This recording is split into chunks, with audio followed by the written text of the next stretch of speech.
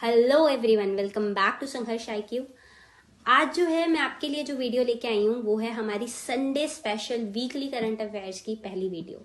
आज से हम हर संडे जो है आपको मिलेंगे पूरे वीक के करंट अफेयर्स के साथ। हम एग्जाम पॉइंट ऑफ व्यू से सारे इंपॉर्टेंट करंट अफेयर्स इसमें कवर करेंगे। देखो मतलब मैं भी तैयारी के बीच में जो मुझे एक मेजर इशू लगता था वो ये था कि करंट अफेयर्स कैसे पढ़ने हैं, क्योंकि आप न्यूज़पेपर खोलोगे बट हर एक चीज रेलिवेंट नहीं रहती पढ़ने के लिए। तो क्या चीज आपको पढ़नी है क्या नहीं पढ़नी है, आपको टेंशन नहीं लेनी है। आपको सिर्फ एक वीडियो देखनी है जिसमें आपको हर वीक सब कुछ मिलेगा। हर रोज आपको टाइम नहीं देना है, वीक में एक दिन संडे आपको जो है निकालना है अपने वीकली करंट अफेयर्स को प्रिपेयर करने के लिए। तो this is the best way. आप इससे क्या है पूरे वीक में आप स्टैटिक के ऊपर फोकस कर सकते हो और एक दिन निकाल के अपने करंट अफेयर्स को जो है सप्लीमेंट कर सकते हो। आपको मुझे बताने की जरूरत नहीं है कि जो करंट अफेयर्स हैं वो कितने इंपॉर्टेंट है। ऐसा कोई भी गवर्नमेंट एग्जाम नहीं है जिसमें करंट अफेयर्स आपसे ना पूछे जाए। तो हम जो है पूरी कोशिश करेंगे कि पूरे करंट अफेयर्स जो है अच्छे से कवर करें। तो चलो without wasting any time let's start the video. जो पहली न्यूज आपके लिए हम लेके आए हैं वो ये है कि FIDE की world junior rapid chess championship 2023 में रौनक सदवानी जो है वो विनर घोषित किए गए हैं। ये जो टूर्नामेंट है ये इटली के अंदर हुआ था और इन्होंने जो है आर्सेनी नेस्टरोव जो रशिया के प्लेयर हैं उन्हें हराया था। ये इनकी फोटो है। तो आपको जो है ये याद रखना है कि रौनक सदवानी चेस में जीते हैं। सार्डिनिया इटली में ये टूर्नामेंट हुआ था। ठीक है, तो नेक्स्ट जो न्यूज है वो ये है कि सेंटर जो है मेरा युवा भारत माई भारत एक प्लेटफॉर्म जो है लॉन्च कर रहा है यंग लीडर्स के लिए। कैबिनेट ने इसे अप्रूव कर दिया है और इसके अंदर हम जो है टेक्नोलॉजी से यूथ को एम्पावर करने की कोशिश करेंगे, यूथ की एनर्जी को यूज करने की कोशिश करेंगे नेशन बिल्डिंग में। देखो आपको ये बात समझनी है कि इस टाइम पे जो हमारी एवरेज एज है पॉपुलेशन की वो बहुत ऑप्टिमम है कि हम लोग जो है उसे चैनलाइज करके, यूथ को चैनलाइज करके ग्रोथ की तरफ और भी तेजी से जो है बढ़ सकते हैं। आपको भी पता है कि अगर हमने यूथ को इस टाइम अच्छे से यूज कर लिया तो हम जो है बहुत हाइट्स पे, मतलब डेवलपमेंट की हाइट्स पे पहुंच जाएंगे। But at the same time अगर हम इसे हार्नेस नहीं कर पाए, चैनल नहीं कर पाए, तो जो ये है ये हमारे लिए बहुत बड़ा मेनेस जो है बन सकता है। बहुत ही जो नेगेटिव इम्पैक्ट इसका हमारे इंडिया पे देखने को मिल सकता है। तो हमने जो है अपने यूथ को जो है एक एम्पावर करना है। हमने अपने यूथ को लीडरशिप स्किल्स देनी है, जिसके लिए कैबिनेट ने अप्रूव किया है मेरा युवा भारत माई भारत प्लेटफॉर्म। इसके अंदर जो है हम लीडरशिप स्किल्स डेवलप करेंगे यूथ के अंदर, उनको सोशल इनोवेटर्स बनाएंगे, लीडर्स बनाएंगे कम्युनिटीज की। ये 15 to 29 ईयर्स के जो एज ग्रुप है उसके बच्चे जो लोग हैं, बच्चे हैं, उनको जो है अवेल कर सकते हैं इसके बेनिफिट्स को। और ये नेशन को डेडिकेट किया जाएगा 31 अक्टूबर को। 31 अक्टूबर को क्या होता है, सरदार वल्लभ भाई पटेल की बर्थ एनिवर्सरी। तो आपको ये चीजें याद रखनी है। एक तो आपको ये याद रखना है कि सरदार वल्लभ भाई पटेल की बर्थ एनिवर्सरी 31 अक्टूबर को होती है। एज ग्रुप 15 to 29 रहेगा मेरा युवा भारत प्लेटफॉर्म के लिए। और ये बच्चों में जो है लीडरशिप स्किल्स डेवलप करना चाहता है। और इसमें क्या है कि हम बच्चों को टेक्नोलॉजी से एम्पावर करने के बाद उनकी एनर्जी को यूज करना चाहते हैं नेशन की डेवलपमेंट के लिए। तो देखते हैं कैसे ये स्कीम जो है वर्क करेगी, कैसे ये प्लेटफॉर्म जो है वर्क करेगा और क्या चेंजेस जो है ये लेके आता है। Next is Ken Betwa linking government's push help clear project in time for polls. तो देखो Ken Betwa river linking project जो है काफी टाइम से जो है न्यूज में चल रहा है। बीच में क्या हुआ था कि यहाँ पे थोड़ी सी प्रॉब्लम आ रही थी क्योंकि पन्ना टाइगर रिजर्व के अंदर का जो एरिया है उसको लेके थोड़ा डिस्प्यूट चल रहा था। बट गवर्नमेंट ने पोल से पहले जो है इसे क्लियर कर दिया है। और अब क्या है, आपको बस इतनी बात याद रखनी है क्योंकि ये बहुत टाइम से न्यूज में इससे रिलेटेड क्वेश्चन ना एग्जाम्स में बहुत बार रिपीट हो चुके हैं। बट फिर भी हम एक बार इसे देखेंगे क्योंकि न्यूज में रह रहा है आजकल।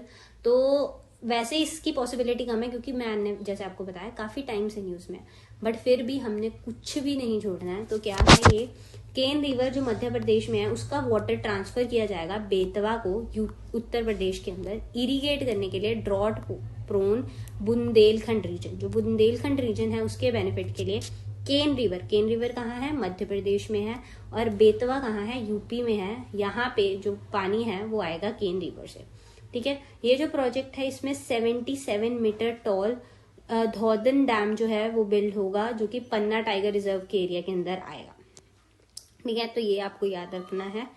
Next is Israel strikes back with Operation Iron Swords in Gaza after massive Hamas attacks. तो देखो क्या है कि इजराइल के अंदर जो हमस है उसे एक टेररिस्ट ग्रुप जो है डिक्लेयर किया गया है। तो अब क्या है, सुनने में आ रहा है कि इजराइल ने एक ऑपरेशन आयरन स्वर्ड्स जो है गाजा में चलाया है हमस के अगेंस्ट। और इसके अंदर अभी हम मतलब आप न्यूज में अगर देख रहे होंगे तो काफी ज्यादा जो है उनकी तरफ से फायरिंग की जा रही है, सब कुछ हो रहा है और बहुत सारे लोग जो है उनकी जान भी गई है। तो थोड़ी सी हिस्ट्री हम देखते हैं। 1967 में इजराइल ने जो है गाजा स्ट्रिप को कैप्चर कर लिया था इजिप्ट से in the 6th day war. 6 दिन की वॉर चली थी जिसको 3rd अरब इसराइल वॉर भी जो है बोला जाता है। 1993 में ओस्लो अकॉर्ड साइन हुए थे जिसमें इजराइल ने जो एडमिनिस्ट्रेशन थी वो पैलेस्टीनियन नेशनल अथॉरिटी को जो है हैंड ओवर कर दी थी। एंड 2005 में इजराइल जो है वो गाजा स्ट्रिप से बाहर निकल गया था। 2007 के अंदर जो हमस है वहां पे इलेक्टेड गवर्नमेंट जो है बन गई थी। एंड अक्टूबर 2023 में जो मिलिटेंट्स हैं हमस से, उन्होंने इजराइल को अटैक किया था जिसके अगेंस्ट मतलब जवाब में अब ये ऑपरेशन आयरन स्वॉर्ड्स जो है गाजा के अंदर इजराइल ने लॉन्च किया है। ठीक है, तो ये चीजें कुछ थोड़ा बहुत आपको याद रखना है। ठीक है, और जो हमस है वो एक टेररिस्ट ग्रुप है इसराइल के अंदर, और भी वहां पे आसपास के एरियाज के अंदर हमस जो है टेररिस्ट ग्रुप डिक्लेयर किया गया है। बट फिलहाल हम जो है इसराइल पॉइंट ऑफ व्यू से देख रहे हैं। अगर आपको इससे रिलेटेड एक पूरी डिटेल्ड वीडियो चाहिए तो आप कमेंट बॉक्स में जरूर बताइएगा और हम इससे रिलेटेड डिटेल्ड वीडियो आपके लिए जरूर लेके आएंगे। Next is India rank 111 in global hunger index. Center finds fault in methodology as India ranked below Pakistan. अब आप ये देखो, इस टाइम पे न्यूज में अगर आपको पीछे थोड़े टाइम पहले सुनने में आ रहा था कि पाकिस्तान की इकोनॉमिक सिचुएशन कितनी ज्यादा जो है खराब चल रही है। वहां पे क्या था कि इलेक्ट्रिसिटी बिल्स वगैरह की भी इतनी प्रॉब्लम आ रही थी और इतनी ज्यादा इशू हाईलाइट किया गया था। इवन देन इंडिया का जो रैंक है वो पाकिस्तान से नीचे है, बिलो है। अब बताओ ये क्या बात हुई। ठीक है, तो दिस इज नॉट फेयर और इंडिया ने इसके अंदर कुछ फॉल्ट जो है मेथोडोलॉजी के अंदर निकालने की कोशिश की है। और इंडिया बार बार वैसे ये चीज एलेज करता है कि ये जो ग्लोबल रैंकिंग होती है ये फेयर तरीके से नहीं होती और इंडिया का जो रैंक है वो हमेशा बहुत ज्यादा पीछे होता है और उन कंट्रीज से पीछे होता है जहाँ की सिचुएशन बहुत ज्यादा वर्स है।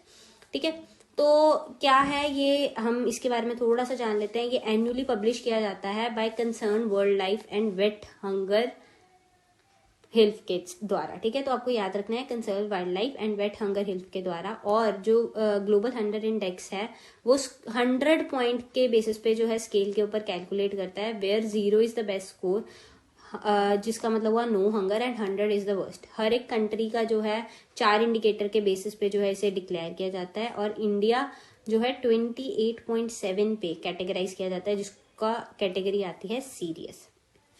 ठीक है, तो इसके अंदर क्या क्या 4 इंडिकेटर्स हैं। देखो, एक तो अंडर नरिशमेंट की इन एडिक्वेट फूड सप्लाई की फूड सप्लाई ही बहुत ज्यादा कम है। दूसरा आ गया चाइल्ड मोर्टेलिटी, जिसमें अंडर 5 मोर्टेलिटी रेट देखते हैं कि कितने बच्चे जो हैं वो 5 साल की उम्र अचीव करने से पहले उनकी डेथ हो जाती है। उसके बाद चाइल्ड अंडर न्यूट्रिशन, इसके अंदर वेस्टिंग एंड स्टंटिंग दोनों आते हैं। ठीक है, तो ये इनके अंदर का जो डिफरेंस है वो आपको पता होना चाहिए। स्टंटिंग का मतलब क्या होता है कि आपकी एज के अकॉर्डिंग आपकी हाइट जो है वो ठीक नहीं है, और वेस्टिंग में होता है आपकी एज के अकॉर्डिंग आपका वेट ठीक नहीं होना, एडुकेट नहीं होना, अप्रोप्रिएट नहीं होना। तो ये चीजें आपको याद रखनी है, इंपॉर्टेंट है। आपसे ये पूछ लिया जाएगा कि कौन पब्लिश करता है, एनुअली होता है, बाय एनुअली होता है, ये आपको पता होना चाहिए। और 4 इंडिकेटर्स आपको पता होने चाहिए। साथ ही आपको वेस्टिंग एंड स्टंटिंग के अंदर डिफरेंस पता होना चाहिए। ये क्वेश्चंस एग्जाम में आए हुए हैं, दैट इज वाई ये इंपॉर्टेंट है। और आप अगर किसी गवर्नमेंट एग्जाम में प्रिपेयर कर रहे हैं, के लिए प्रिपेयर कर रहे हैं, तो ये क्वेश्चंस आपसे फिर से जो है पूछे जा सकते हैं। Next is biofuels hold promise as alternative to fossil fuels. तो बायोफ्यूल्स क्या होता है? बायोफ्यूल्स वो चीजें हैं जो ऑर्गेनिक मैटर को यूज करके, जो कि लिविंग या वंस लिविंग मटेरियल हो in a short period of time. ठीक है, तो बायोफ्यूल्स ऐसे बनाए जाते हैं। आपको पता है फॉसिल फ्यूल्स को it takes millions of years बनने के लिए, कोल को, पेट्रोलियम को, बट बायोफ्यूल्स उनका ऑल्टरनेटिव हैं जो बहुत जल्दी बनाए जा सकते हैं। इसको भी जो है ऑर्गेनिक मेटल से बनाया जाता है, बट बहुत शॉर्ट पीरियड ऑफ टाइम में। तो इसकी जनरेशन हैं, जैसे कि फर्स्ट जनरेशन जिसमें फूड सोर्सेज जैसे शुगर, स्टार्च, ऑयल ये यूज किया जाएगा। फिर सेकेंड जनरेशन जिसमें नॉन फूड सोर्सेज जैसे कि स्टेम्स हो गई, हस्क्स हो गई, इनको यूज किया जाएगा। थर्ड जनरेशन ऑफ बायोफ्यूल्स जो है वो माइक्रो ऑर्गेनिजम्स जैसे एल्गी से प्रिपेयर किए जाएंगे। एंड फोर्थ जनरेशन जो है जेनेटिकली इंजीनियर्ड क्रॉप से जो है प्रिपेयर किए जाएंगे। ठीक है, ये प्रॉपर प्रोसेस है कि कैसे जो है बायोफ्यूल्स यहाँ पे बनाए जा सकते हैं, ट्रांसपोर्टेशन क्या, प्रोसेसिंग या सब, बायो रिफाइनरी सब कुछ। आपको एक बात याद रखनी है कि फर्स्ट जनरेशन बायोफ्यूल्स को लेके थोड़ी बहुत जो कन्फ्लिक्ट है वो चलता रहता है। क्यों चलता रहता है? क्योंकि आप देखो ये फूड सोर्सेज से बनता है, तो हम ये बोल रहे हैं कि अगर आप फूड सोर्सेज को इस चीज के लिए यूज करने लग जाएंगे तो फूड सिक्योरिटी के लिए खतरा है इंडिया के अंदर। वैसे देखो हमारी यहाँ पे एग्रीकल्चर जो है वो बहुत अच्छा है, अगर इसको प्रॉपरली हर चीज को पीडीएस जो हमारा पब्लिक डिस्ट्रीब्यूशन सिस्टम है और हर चीज है, अगर उन्हें अच्छे से मैनेज किया जाए तो इंडिया में फूड स्कैसिटी की प्रॉब्लम कभी आनी ही नहीं चाहिए। ठीक है, तो फूड सिक्योरिटी को कोई खतरा होना ही नहीं चाहिए। बट ऑब्वियसली देखो कमर्शियलाइज होती है कोई चीज तो कुछ ना कुछ एक बार जो थ्रेट है वो क्रिएट होता है, तो इसलिए जो फर्स्ट जनरेशन बायोफ्यूल्स हैं इनको लेके कुछ ना कुछ थोड़ी बहुत जो डिस्प्यूट है, इशू है, हमें न्यूज में आपको देखने को मिलेगा। Next is cricket going for gold as Olympic games inclusion confirmed for 2028। Olympics के अंदर देखो क्रिकेट के यहाँ पे बहुत सारे फैन हैं, मैं तो खुद बहुत ज्यादा क्रिकेट देखती हूँ, अभी वर्ल्ड कप चल रहा है तो होपफुली यहाँ पे इंडिया जीतेगा। बट 2028 से आप सबके लिए, क्रिकेट फैंस के लिए गुड न्यूज है कि ओलंपिक गेम्स के अंदर भी जो क्रिकेट है उसे इंक्लूड किया जाएगा। अब ओलंपिक्स के अंदर भी हम जो है क्रिकेट आपको देखने को मिलेगा और बहुत सारे लोग जो हैं आई थिंक इसके लिए एक्साइटेड होंगे। I am one of them, मुझे तो इतना पता है। तो अगर आप भी उनमें से एक हैं तो कमेंट्स में जरूर बताइएगा। तो 2028 के जो ओलंपिक्स हैं वो लॉस एंजलिस एलए में होने वाले हैं। एंड 4 और गेम्स जो अप्रूव हुई हैं वो है lacrosse, flag football, soft baseball and squash. ठीक है, तो जो 141st सेशन है वो 15 to 17 अक्टूबर 2023 में ओलंपिक कमेटी का हुआ था, जिसके अंदर ये सब कुछ जो है डिसाइड किया गया है। Next is supreme court refers electoral bonds case to 5 जज बेंच हियरिंग ऑन अक्टूबर 30। तो ये क्या है, 2018 के अंदर इलेक्टोरल बॉन्ड्स जो हैं वो लॉन्च किए गए थे। ये एक बियरर इंस्ट्रूमेंट है like a promissory note that can be bought by any Indian citizen और कंपनी इनकॉर्पोरेटेड इन इंडिया। ब्ला ब्ला ब्ला ब्ला। तो अभी मैं इसे आसान शब्दों में आपको समझाती हूँ कि कितनी आसान सी बात है। देखो बियरर इंस्ट्रूमेंट का मतलब जिसके पास वो चीज होगी वो उस चीज को एनकैश कर सकता है, वो जो है उस चीज को यूज कर सकता है। ये प्रोमिसरी नोट की तरह होता है। कोई भी इंडियन सिटीजन हो गया या कोई भी कंपनी जो इंडिया में इनकॉर्पोरेटेड है वो क्या कर सकती है, वो जो पोलिटिकल पार्टीज है उनको फंडिंग प्रोवाइड कर सकती है इलेक्शंस के लिए। तो क्या है कि डायरेक्टली फंडिंग देने की जगह क्या होता है कि कैश फंडिंग, जैसे लिमिट लगाई गया है 2000 की लिमिट है, उसके बाद आपको जो इलेक्टोरल बॉन्ड्स जो है खरीदने पड़ते हैं। अब इसमें क्या होता है कि एक तरह से चीजों को रेगुलेट करने के लिए कि जो फंडिंग है, देखो फंडिंग तो प्रोवाइड होती ही होती है, कंपनीज की बहुत ज्यादा इन्वॉल्वमेंट है इलेक्शंस के अंदर। ठीक है, हम तभी बार बार जो है ये एलिज करते हैं कि जो भी सरकार बन के आती है वो कि बड़ी बड़ी एमएनसीज को जो है फेवर करती है। तो ये सब चीजों को रेगुलेट करने के लिए क्या है, 2018 के अंदर इलेक्टोरल बॉन्ड्स आए थे। इसमें क्या है कि आप जो फंडिंग दोगे वो कैसे दोगे, एक बॉन्ड परचेज करोगे जितनी की भी आपने फंडिंग करनी है, और फिर उस पॉलिटिकल पार्टी को एक इंस्ट्रूमेंट प्रोवाइड हो जाएगा और वो कुछ दिनों के अंदर, जैसे 10 दिन 15 दिन, ये देखो वैलिडिटी 15 डेज है, तो 15 डेज के अंदर अंदर जाके उनको जो है इसे एनकैश करना पड़ेगा। इसका जो ऑथोराइज बैंक है वो एसबीआई है। डिनोमिनेशन ₹1000 से 1 करोड़ तक हो सकती है। पॉलिटिकल पार्टी एलिजिबल होने के लिए वो आरपी एक्ट 1951 के अंदर रजिस्टर होनी चाहिए। Not less than 1% votes polled in the last elections. तो आपको ये याद रखना है कि 1% से लेस वोट अगर पोल हुए हैं तो आप एलिजिबल नहीं रहेंगे, कोई भी पॉलिटिकल पार्टी एलिजिबल नहीं रहेगी। जो इलेक्टोरल बॉन्ड्स है will not bear the name of the donor. तो जिसने भी डोनेट किया है, जिसने भी फंडिंग प्रोवाइड किया है, उनका नाम इसके ऊपर इंक्लूडेड नहीं होता। ये क्या है कि फॉर एग्जाम्पल, क्योंकि हर पार्टी को जो है फंडिंग मिलने वाली है, तो क्या होता है कि अगर कोई पावर में आ गई तो वो चेक कर सकती है कि किन्होंने जो है उनके अगेंस्ट, मतलब दूसरी पार्टी को, ऑपोजिट पार्टी को फंडिंग दी थी। तो इससे क्या होगा कि मतलब ऑब्वियसली हो सकता है कि वो कुछ ऐसी स्कीम्स लेके आए या कुछ ऐसे लॉज लेके आए, कुछ ऐसे रूल्स लेके आए जो उन कंपनीज को फेवर ना करे। तो इन चीजों को मतलब बचाने के लिए, इन चीजों से, और मतलब ये ताकि ऐसे कोई भी कॉन्फ्लिक्ट इश्यूज क्रिएट ना हो, डोनर का जो नाम है वो इलेक्टोरल बॉन्ड्स के अंदर नहीं शो किया जाता। 5 जज SC bench refuses to grant legal recognition to same sex marriages.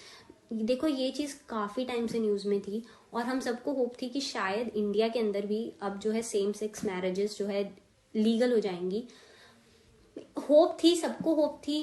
और बट यहाँ पे सुप्रीम कोर्ट ने थोड़ा सा नाराज किया है लोगों को, क्योंकि उन्होंने जो लीगल रिकग्निशन है वो ग्रांट नहीं की। 2018 के अंदर सुप्रीम कोर्ट ने डीक्रिमिनलाइज किया था होमोसेक्सुअलिटी को, जो कि सेक्शन 377 के अंदर पहले ऑफेंस होता था। तो यहाँ पे Navtej S Johar versus union of India, जिसे ट्रांसजेंडर केस भी बोला जाता है, इसके अंदर होमोसेक्सुअलिटी को सेक्शन 377 ऑफ आईपीसी को जो है अनकॉन्स्टिट्यूशनल डिक्लेयर कर दिया गया था और डीक्रिमिनलाइज कर दिया गया था होमोसेक्सुअलिटी को। ठीक है, तो आपको याद रखना है सेक्शन 377 आईपीसी का, जिसके अंदर पहले जो होमोसेक्सुअलिटी है वो एक ऑफेंस था, उसे डीक्रिमिनलाइज किया था 2018 में। कौन से केस के अंदर? Navtej S Johar versus union of India के अंदर। 2023 के अंदर अभी काफी टाइम से ये केस चल रहा था और हम सबको उम्मीद थी कि जो सुप्रीम कोर्ट है वो लीगल रिकग्निशन देगा, बट यहाँ पे 3-2 की मेजोरिटी से जजमेंट दी है, जिसके अंदर ये बोला है कि लेजिस्लेचर की रिस्पॉन्सिबिलिटी है, लेजिस्लेचर की मर्जी है, वो लेके आएंगे सोशल रिफॉर्म्स, ना कि सुप्रीम कोर्ट। तो देखो यहाँ पे कुछ हद तक एक, अगर हम ये देखें कि सेपरेशन ऑफ पावर का कॉन्सेप्ट आप सबने पढ़ा है, लेजिस्लेटिव होता है, एग्जीक्यूटिव होता है, जुडिशरी होती है। तो लेजिस्लेटिव का काम है लॉज लेके आना, जुडिशरी का काम लॉज लेके आना नहीं है। उनको यहाँ पे देखो, जैसे उन्होंने अनकॉन्स्टिट्यूशनल डिक्लेयर किया, तो yes this is the work of judiciary, but laws लेके आना, रिफॉर्म्स लेके आना, ये सब काम लेजिस्लेचर का है। तो हाँ, ये कुछ हद तक बात सही है कि लेजिस्लेचर को ही रिफॉर्म्स लेके आने हैं। इनफैक्ट कुछ हद तक क्यों कहेंगे हम, बात तो सही ही है, बट हाँ, अगर जुडिशरी एक बार थोड़ा सा एक मतलब जो होप जागी थी लोगों के अंदर, कुछ हो सकता था कि शायद जुडिशरी की तरफ से ऐसा कुछ सुनने को आ जाता, तो मे बी जो लोग हैं इतने निराश नहीं होते। तो चलो कोई बात नहीं, आगे हम लेजिस्लेचर से उम्मीद करते हैं कि जल्दी ऐसा बिल आएगा इंडिया के अंदर और सेम सेक्स मैरिजेस जो है उनको रिकॉग्नाइज किया जाएगा। Next is rare coral reef fossils found at 18,000 feet in Ladakh. तो बहुत रेयर जो कोरल रीफ हैं, उनके जो फॉसिल्स हैं वो 18,000 फीट पे लद्दाख के अंदर पाए गए हैं। जियोलॉजिस्ट रितेश आर्या ने अनअर्थ किए, उन्होंने ढूंढे ये फॉसिल्स, ठीक है, और ये जो है at births in eastern Ladakh Himalayas में मिले हैं। ये जो फॉसिल्स हैं ये इंक्लूड करते हैं स्ट्रक्चर्स ऑफ कोरल कॉलोनीज, एक ग्लिम्स प्रोवाइड करते हैं N ancient under water world का। लद्दाख जो है might have been a different geological entity, one that was home to vibrant marine life, coral reefs and beaches। तो ये बोला जाता है कि लद्दाख किसी टाइम पे हो सकता है एक डिफरेंट जियोलॉजिकल एंटिटी हो, जहाँ पे बहुत सारी तरह की मरीन लाइफ किसी टाइम पे पाई जाती हो, बीचेस पाए जाते हो, कोरल रीफ्स जो हैं पाए जाते हो। तो यहाँ पे हम आज की अपनी वीडियो खत्म करते हैं। आई होप आपको ये वीडियो अच्छी लगी और आप हमें सपोर्ट करेंगे, ताकि हम आगे से हर संडे आपके लिए ऐसी वीडियोस लेके आएं और भी इनिशिएटिव्स आपके लिए लाते रहें। तो thank you so much, good luck for your preparation. Like करना, शेयर करना और सब्सक्राइब करना ना भूलिएगा। Thank you.